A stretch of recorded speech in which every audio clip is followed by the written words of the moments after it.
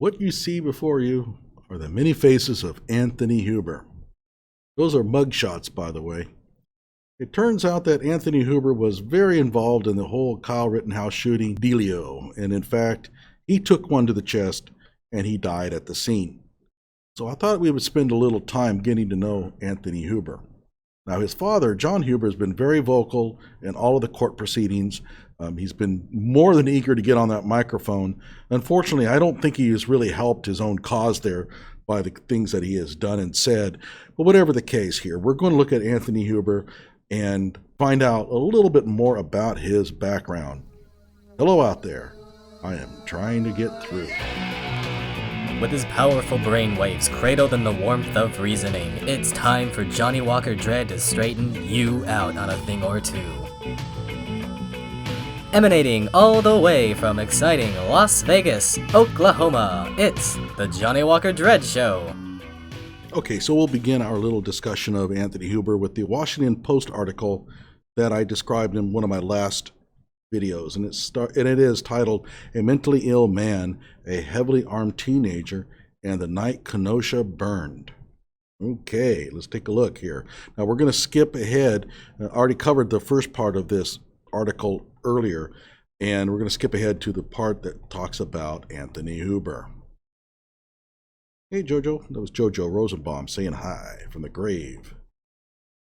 So let's go ahead here, and here we begin. On the night he was killed, Anthony Huber sat on the porch of his childhood home with his girlfriend of 5 months, Hannah Giddings. They smoked cigarettes, charged their phones, and talked about the need to bear witness to the night's protests. Blake had been a friend of Huber's. 2 days earlier, Blake had ignored commands from police responding to a 911 call, fought off taser shocks, and attempted to climb into his car. Gee, you kind of notice that the Washington Post doesn't mention anything about Blake assaulting a police officer. Very interesting. As a bystander recorded the scene, Officer Rustin Shesky fired 7 rounds into Blake's back and side, leaving him paralyzed from the waist down. Police said they recovered a knife that Blake was carrying from the floorboard of the car. Shesky has not been charged with a crime. All right, here we go. Oh, there he is. There's old Anthony Huber. Put a shirt on, Anthony. Blake and Huber weren't close enough to share cell phone numbers. Well, then they probably weren't that close of friends. But they had friends in common. Okay, so they knew somebody else and had smoked marijuana together. There's a lot of that running around behind the scenes, by the way. When Huber learned Blake had been shot, he was in a effing state, Giddings said. They talked under the moonlight about how police shootings had been happening for decades in America and how the difference today was the ability to record it and instantly broadcast it to the world. Okay, so that became the mission, not getting a job, but documenting the protests for posterity. They sketched out a plan on the porch of the crumbling paint-chipped house that had been the source of so many problems in Huber's life. And there they are. They're probably waiting on the lumber truck to come by to pick them up because they're going to go off and help build houses and stuff, doing real productive things. There she is, skateboarding like mad to get over to her new employment where she helps feed the poor and pave streets and stuff.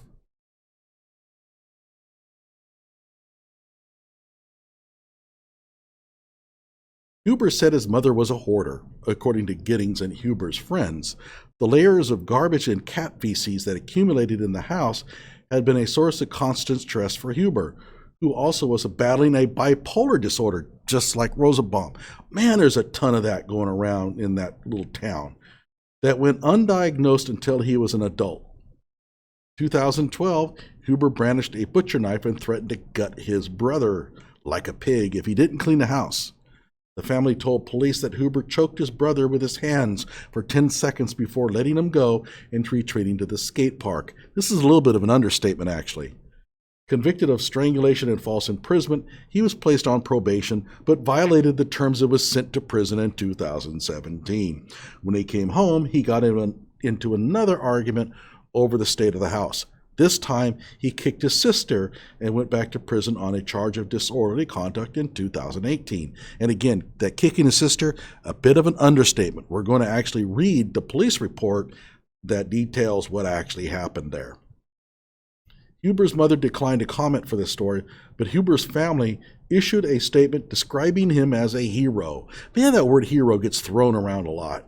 Upon release from his second prison stint, Huber met Giddings at the Port, a Kenosha bar. He told her he was 7 years sober from heroin, the same drug Giddings had recently decided to quit. Good grief! As an alternative to shooting up, he goes and gets a job, right? No, he offered a hit from his vape pen loaded with DMT, a psychedelic. I looked that up. I had never heard of DMT. I'm not a druggie. And checked it out. There was an interesting article about something that happened in Kenosha. Man making DMT inside Wisconsin motel room tells police he's possessed by the devil. Okay, I think devil's supposed to be capitalized, by the way. And it's like a really strong hallucinogen. I wouldn't know because I don't take this stuff. He had just gotten out of prison, was having a hard time finding a job that doesn't make you want to effing kill yourself every day. Okay, I have an issue with this. You know what? The job that he was taking on that made him want to kill himself every day was probably the same kind of work that we always do. You know, it's like working at a gas station, working at a McDonald's, cleaning restrooms out. That's the stuff we did. It's called a job. And you do it if you want to become a productive member of society. All the excuses they have nowadays. She was coming off the breakup of her marriage. Well, there's no surprise there. Yet another broken home. Both were on the verge of homelessness, okay, sleeping on friends' couches. So he actually should hang out with Joseph Rosenbaum. Bipolar, no job, homeless. Sounds about right. Huber helped Giddings stay off heroin. I totally credit my sobriety to him, she said. Yeah, okay, sure. They spent much of their free time at Basic Skate Park in Kenosha, which basically means they spent all their time at Basic Skate Park because all they have is free time. Where Huber had been a mainstay since he was a child, skating through bloody forearms, elbows, and palms. It was his life, Giddings said. It was his escape. That's all he ever did to get out of that disgusting house. You know, if you'd have taken up a job at like McDonald's, like being productive, that would have got him out of the house too. Why didn't he do that? Well, that's right, because jobs make you want to kill yourself. Then in May came a stroke of luck. Huber's mother was evicted, and Huber's uncle, who owned the house, offered to let Huber stay there until it could be sold. You know, I thought that the uncle would maybe offer to Huber as a sale, like you can sell the house to Huber, but oh yeah, he doesn't have any money. Giddings couldn't guess how many bags of trash were hauled out. Huber did much of the work by himself. Hey, so he's actually getting some work done. But friends described the house as unrecognizable by the time Huber and Giddings were done scrubbing the muck-stained floors. Okay, they got something done there. We made that place livable, Giddings said. Cleaning it out after so many years of anger, frustration, and decay was such a redemption for him. Fine. After Blake was shot, Huber attended the first night of demonstrations because he was not working at his job. The next morning, they headed to the beach with Giddings' 3-year-old daughter from a previous relationship, skipped rocks, and gazed out at Lake Michigan. Notice what they did not do. Work. Huber's friend said he didn't talk much about politics or activism. Yeah, I kind of find that hard to believe. But they weren't surprised he took to the streets. I wouldn't say he was political, said one close friend, but I think he definitely hated racists. And I think that was part of the issue here. He saw Kyle as symbolic of the people he hated. That's why he chased after him. That's why he tried to crown him with his skateboard. Huber was part of the crowd at the gas station trying to calm Rosenbaum down. Well, that's a little bit of an understatement, since that Rosenbaum was berserk, after a self-styled militia member pointed his gun at the protesters. And he was standing just down the street from the car dealership when Rittenhouse fired the shots that killed Rosenbaum. So it doesn't seem like he actually saw the actual shooting. "Stop him," a voice screamed as Rittenhouse jogged down Sheridan Road, according to Grosskreuz's video footage. "Get his ass," someone else yelled. Huber told Giddings to take cover in a nearby alley. "I tried to grab him," Giddings said. "I tried to stop him." "You need to try to stop him a little bit more." And this is what really pisses me off about the whole thing. Huber, your responsibility was to your girlfriend. You should have secured her away. You don't have a weapon. Well, not a like one that can handle a rifle. What the hell were you doing running down the street after that kid? They always say, "Oh, Kyle Rittenhouse was just trying to be a hero." Well, what about Huber? Was he just play acting, being heroic? You know, if I'm there and I got my wife and kids and I hear some gunshots go off and I see a guy running by and he's got a rifle and I don't have a weapon at all, I am going to secure my family. I'm going to take them somewhere and stay the hell out of it. And anybody here that says, "Well, I think that that's crazy." Okay, you don't learn then from Huber. You cannot learn. Huber is supposed to serve up as an example of what not to do. And if you can't learn that lesson, then you're dumber than dog snot. But Huber, skateboard in hand, adrenaline pumping, was already gone. Rittenhouse was now jogging down Sheridan Road with Huber and a handful of others in pursuit. It wasn't a handful. It was a mob. Go back and look at the footage. There was a ton of people after them. He passed Grosskreutz, who was standing on the sidewalk, live streaming the increasingly chaotic scene.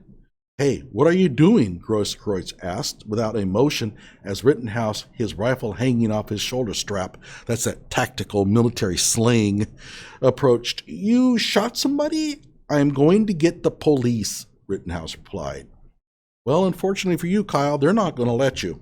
And I'm not going to read the rest of this because it will mostly focus on Grosskreutz.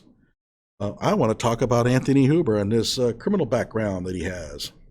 Okay, here we go. Anthony Huber, he wasn't a hero. This is an opinion by Kenosha County Eye.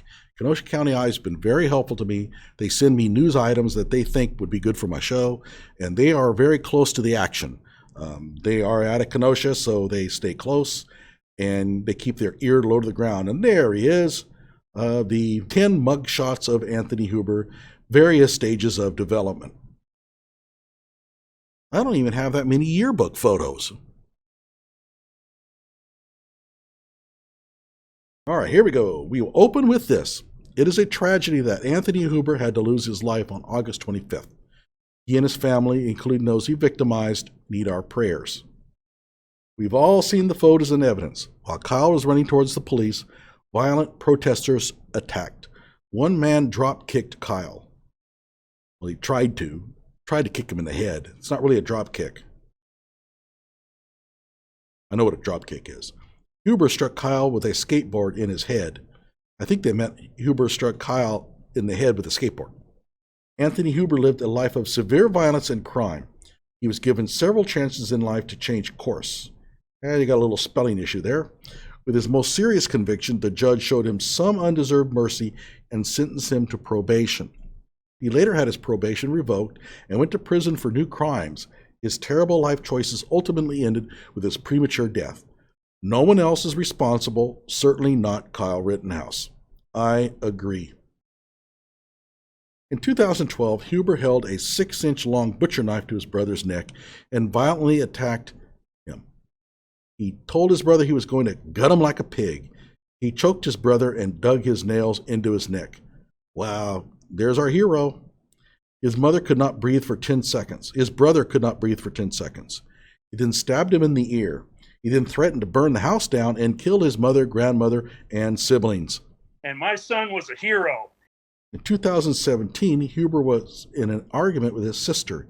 His mother called the police and told them that Huber has a history of abusive behavior.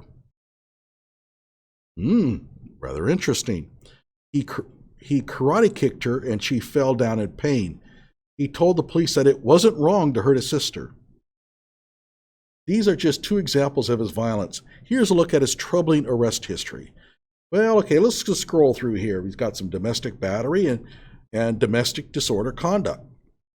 We got something with alcohol, disorderly conduct and vandalism, and then we got some second-degree reckless endangering safety, a felony, and strangulation and suffocation, another felony. Well, let's go for some false imprisonment too. That's another felony. And then we have domestic battery, use of a weapon. That's probably a felony. Possession of drug paraphernalia. And by the way, you'll kind of notice that drugs seem to run through a lot of these stories. Domestic battery, repeater, felony. Domestic disorderly conduct, repeater, felony. Resisting an officer, repeater.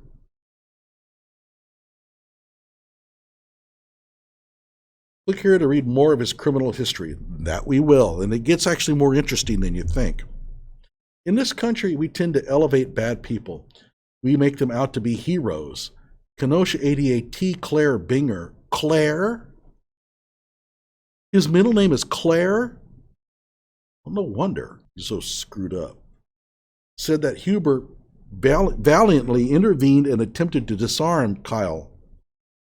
The liberal KUSD school district sanctioned an op-ed in the Indian Trails High School newspaper about how Huber died a hero. I was going to include that. In fact, I had recorded my impressions of that op-ed, but it's a high school student. I decided not to.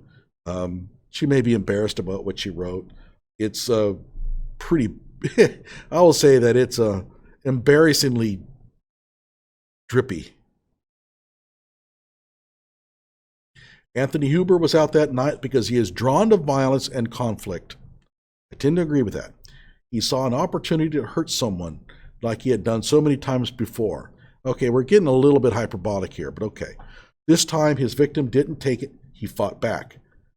Yeah, you got to have a semicolon in there. Kyle won. Anthony lost his life that night. His family is understandably upset, heartbroken, but the rest of us need to cut it out with this crap. Anthony Huber was not a hero. And by the way, I should mention, we went through Huber's family life there. The fact that his mother was hoarding and she owned the house and that he was able to take over the house. Where was his father? I saw no mention of John Huber. I don't know about you, but that's just kind of unsettling. All right, let's take a look here. Second degree recklessly endangering safety. I won't read through this here, but I will read the probable cause because that is where the stuff kind of gets interesting. So here's the first one. December 2012, an officer by the name of Sarah Nord responds to report of family trouble. And she's probably like, oh no, not this address again. Upon arrival, Officer Nord spoke to Richard Hughes, who provided a signed written statement. RJ stated that at approximately 2 p.m. he was at home with his brother Anthony. Now keep in mind, RJ is Anthony's brother. You're going to see not so much brotherly love. And his grandmother, Patricia Hughes. As we saw with Gage Grosskreutz, grandmas don't fare well in these kind of disputes. RJ stated that he lives at that residence with his mother, grandmother, sister, and the defendant.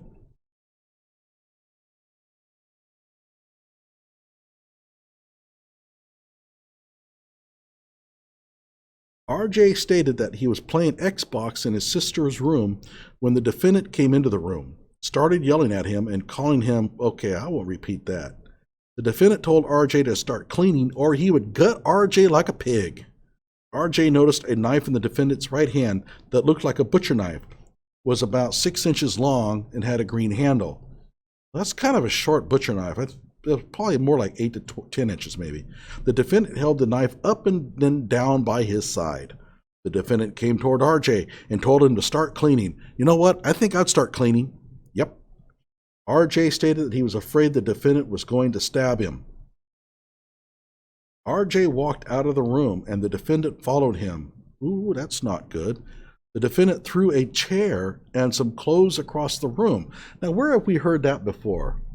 Oh yeah, Gage Grosskreutz in the lamp. Threw the lamp at his grandmother. I don't know if he threw it at his grandmother, but he threw it against the wall or something and broke it. And then turned around and hit his grandmother. The defendant yelled again that he was going to kill RJ if he didn't clean. RJ stated he was afraid, so he started picking up stuff. RJ stated his grandma was in the living room and looked scared, So she, I can imagine that. So she began picking up stuff too. And she learned fast. When you're living with old Anthony Huber and he wants you to clean and he's got that butcher knife, you clean. The defendant sat down with the knife in his hand and watched them while they were picking up. The defendant told RJ if he stopped, he would kill RJ. RJ stated that this went on for about a half hour. Holy cow. That's a long time. RJ grabbed his keys and laptop and made his way to the front door. The defendant yelled at him and told him that he was not allowed out of the house. Okay, there's your false imprisonment. RJ turned around and the defendant put a knife to RJ's stomach, saying that he was going to gut RJ like a pig. Boy, he likes that phrase. RJ bent down to try to protect himself. The defendant grabbed RJ by the neck and dug his nails in. RJ stated that he hurt and he thought the defendant was going to choke him. The defendant held his hand to RJ's throat for about 10 seconds and RJ could not breathe. The defendant finally let go and RJ bent down again to protect himself. Anthony Huber, hero forever. The defendant put the knife to RJ's left ear. RJ felt the blade and believed his ear was cut. The defendant backed up for a second and RJ noticed that his ear was bleeding. So he sliced up his ear. RJ put the keys and computer down and continued cleaning. RJ went to use the bathroom and saw the defendant looking for the house phone. RJ stated that he didn't feel that he could leave the house or the defendant would cut or stab him. RJ hit the record button on his cell phone and put it in his pocket. So he's recording without notifying Anthony Huber that he's recording, which could be against the law in Wisconsin. And according to all of the anti-Kyles, if that's the case, he has no right to self-defense because he's breaking the law. And if you're ever breaking the law, you cannot defend yourself. Yeah, that's what the anti-Kyles actually say. Stupid. RJ came out of the bathroom and the defendant started yelling at him, wanting to use RJ's cell phone, the one that's recording. I don't think I would have given him the cell phone. The defendant was screaming and swearing. After a few minutes, the defendant calmed down, but still had the knife in his hand. RJ stepped outside with the garbage and believed the situation had diffused, but RJ would be mistaken. The defendant demanded that his grandma take him to the skate park, and she did. It's like... the skate park. It's like, no, he didn't ask her if she could take him to his job. No, he wanted to have him take him to the skate park. RJ waited for his mother to come home. They went to dinner to discuss what they should do. RJ and his mother, Karen Bloom, decided to call a crisis.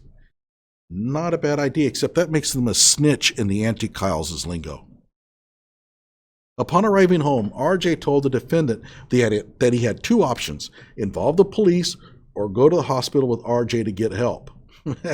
Which one do you think he's going to choose? The defendant refused to go with RJ, started yelling at him and calling him okay, and then RJ then called the police. The defendant came outside and started chasing RJ while he was on the phone with dispatch. The defendant ran back inside and took off on a skateboard. It's like this dude and his skateboarding. RJ stated that he was afraid for himself and other family members. Yeah, I can understand that. The last thing the defendant said before leaving was, "I'm going to burn the house down with all you blanks in it." My son was a hero. Ooh, that's not good. That's count 6, by the way. I guess they nailed him for that. That is a felony. RJ did not give anyone consent to threaten him, choke him, or make him fear for his safety. RJ indicated that he hoped the defendant would get help with his anger and depression issues. Then Officer Nord observed a tiny cut on the top of his ear. Okay. Patricia Hughes provided a signed written statement, similar to that of RJ's. Patricia stated that the defendant went to the kitchen, came back with a large butcher knife, and put the knife at RJ's neck and stomach. The defendant was slashing at RJ. The defendant also threatened to cut off RJ's fingers. Ms. Hughes stated that the defendant was preventing them from calling for help. Ms. Hughes was scared to go to her purse to get her cell phone out. Ms. Hughes was also scared that the defendant was going to stab or cut RJ. Do you get the impression yet that maybe Anthony Huber is not quite the hero that everyone makes him out to be? This sounds also eerily similar to another case with Gage Grosskreutz and his grandmother. Same kind of thing. Now, I don't think Gage actually used a weapon on her, but you get this out-of-control rage. I know what it is, drugs. Ms. Hughes stated that she told RJ just to leave. When RJ would try to leave, the defendant would say, "I dare you," and put the knife up to RJ's throat. The defendant also said, "I can slit your throat. I can gut you up and down like the legend skateboarder I am." Ms. Hughes stated that she took the defendant to the skate park and everything was fine. Once he's at the skate park, it's like everything's good now. The defendant arrived home while Officer Nord was still responding to the call. The defendant was very lethargic but cooperative. He was on drugs. That's why he was lethargic. The defendant told officers where the knife was.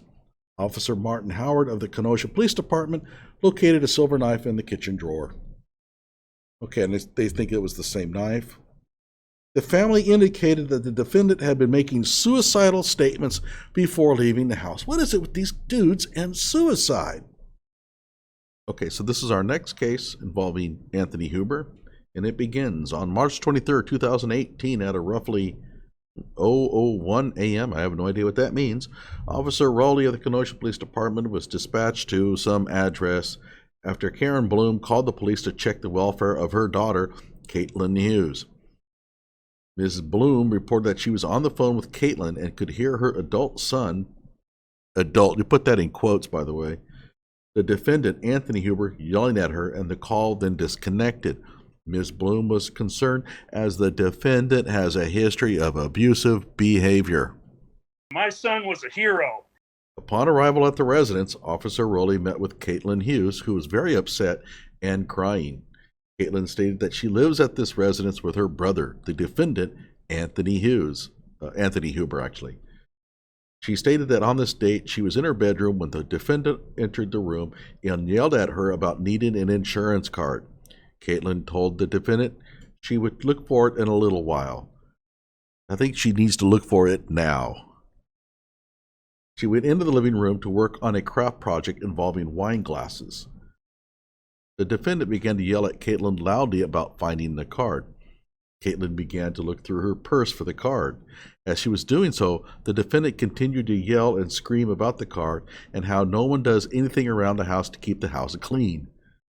Caitlin threw her purse at the defendant, which caused a wine glass to break on the floor. The defendant stepped on a piece of the broken glass and cut his foot. The defendant then stated, "See what you did?" as he went into his bedroom. This guy just comes off as just juvenile.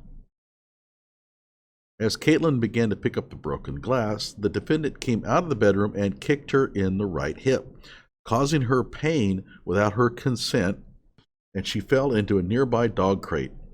Caitlin then called her mother. The defendant left the residence prior to the police arrival. Oh no, the anti-Kyles say that you can't do that, that if you leave before the police get there, that's like a crime or something. Yeah, it's one of my dumb arguments that I expose on one of my previous projects. Officer Stephen Winter of the Kenosha Police Department attempted to locate the defendant. Officer Winter contacted the defendant by telephone. The defendant sounded upset and crying and stated that he was angry at his sister for calling the police on him. Now notice when Kyle Rittenhouse at 17 years old was crying and all the anti-Kyles made fun of him. Boo hoo hoo. They said, well, here he is. The defendant sounded upset and crying. The hero. The defendant stated he didn't do anything wrong. Well, okay. I mean, if he didn't do anything wrong, let's all go home. Officer Winter encouraged the defendant to turn himself in, but he stated, I ain't going back to jail. I am just going to kill myself. The suicide thing again. The defendant also told Officer Winter that he cut his foot on some glass at home and that he would need some medical attention. Walk it off. Officer Winter obtained a ping on the defendant's cell phone, but he was not located in that area. Well, I'm not sure what that's referring to. And they talk about the complainant again here. Okay, so with all that in mind, let's read the op-ed written for the local high school newspaper. Now, keep in mind, this is just a high school student. Let's not get too carried away with this here. But it does give you an idea about how the youth in the area view Anthony Huber. Anthony Huber's final gift to skateboarding community. Okay. So we got Anthony Huber, 1994 to 2020, died at 26 years old. Okay, and the staff writer is Caitlin Marotz.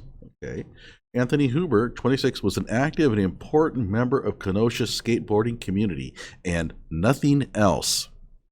To those who knew him well, he was a completely indescribable person. Well, no, I could put some descriptions down for you if you like. How about loser? No job, hooked on drugs, long criminal past, who was taken too soon while standing up for his own beliefs during an August 25th protest in Kenosha against an earlier police shooting of a black man, Jacob Blake, who survived but is paralyzed from the waist down. During those protests, Huber himself was shot and killed by Kyle Rittenhouse, 17, of Antioch, Illinois, who contends he came to Kenosha the night of the protest to protect a local business and deliver medical aid. She didn't write that, but that's okay. I mean, this is actually a fairly accurate description here. Rittenhouse arrived with an AR-15 rifle. Oh no, it's one of those AR-15 rifles. Now, Rittenhouse currently stands charged with first-degree intentional homicide in the death of Huber. Because of Huber's strong bonds and ties to the skateboarding community, various people have come back together and reconnected in these past few weeks since Huber's death. Basic Park is the main place where people can skate on boards, bikes, or roller skates. Yeah, I'm sure it's a really nice place. The park has been around since 1997, and I guarantee every single one of those people who have skated there has poured their blood, sweat, and tears onto those ramps and pikes. They probably just haven't poured their blood, sweat, and tears into their jobs. Now, I don't want to be too harsh. I'll be sure there's a lot of productive individuals that do go hang out there at Basic Park, but Anthony wasn't one of them. From the first skaters who arrived with their boards in 1997 to my own brother's group in 2014, fellow skateboarders and Huber's loved ones gathered throughout the entire week of his passing to pay tribute by painting on ramp ledges, chalk drawings, and lighting various amounts of candles. Okay. Anthony turned a basic board with bearings and wheels into an entire world of creativity and freedom while sharing it with diverse individuals. He basically did nothing all day but skate. He didn't work. He didn't really help people. He did a lot of drugs. But primarily, all he did was just skate. And for that, he will remain a legend to the skateboarding community endlessly. And now a whole new group of people have a place to feel included, truly find where they belong and feel best, despite this harsh world and its grueling challenges. Well, if he had a job, I can understand harsh world and grueling challenges, okay? But it's easier when you don't have to work. A place where you can drift into the abyss like a feather the second you hear the running of the wheels. Huber died a hero in my eyes, but will never die in the hearts of those he knew and those who now know of him. By bringing this community back together, he has restored so many connections and memories and impacted the hundreds of people there that day on August 25th. Heroes live forever. Well, I'm not sure about that last statement, but okay. But you get the idea about how he's viewed here. They don't know about his past. Now, I'm not going to go on and say that Huber did nothing but beat on people and do drugs and skateboard, although for skating, I think that pretty much covers about 90% of what he did when he was awake. But I think that the impression that people have of him is very syrupy and naive. So there you have it, the legend of Anthony Huber. Like my video and subscribe to my channel.